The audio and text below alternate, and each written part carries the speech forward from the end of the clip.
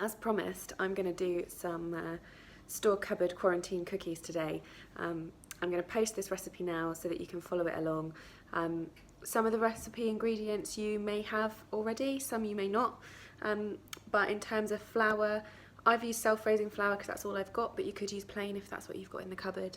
And if you don't have bicarbonate of soda, you don't really need it. It just kind of helps give it a little bit of an extra rise to the cookies so that they're really nice and squidgy when they come out of the oven. So for the recipe, you're going to need 150 grams of butter, 300 grams of any flour that you've got, 150 grams of light brown sugar, and 100 grams of caster sugar. And like I said, if you have it, some bicarbonate of soda as well, and then any kind of chocolate that you've got. So I'm going to chop up these mini eggs now to put into my cookies, but any chocolate that you have. I haven't put a quantity because it's really dependent on what you fancy, but I would say anywhere upwards of 100 grams would be lovely, but you can kind of judge it on what you've got, and this cookie dough is lovely even if it's plain.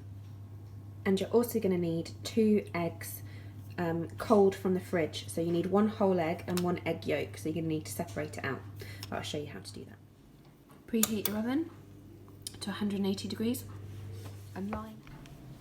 First things first, chop up your chocolate into nice small chunks.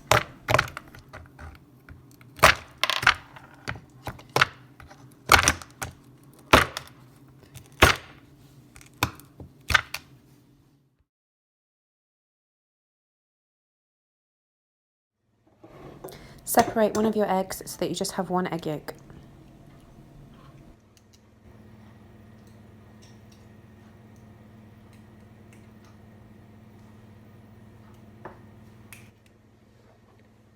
One separated egg yolk.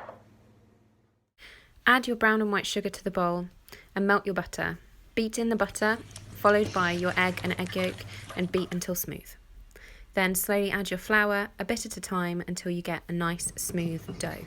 I like to do this in 3 batches so that it doesn't overwhelm the bowl, and this is what your dough should look like once you've combined all of your flour. Once you've made your dough, add in your chocolate and mix it until combined. Roll your dough into small Brussels sprout sized balls on your baking tray, evenly spaced apart, and bake in the oven for 15 minutes until nice and golden brown. Leave to cool, and then enjoy with a lovely cup of tea and a nice sit down.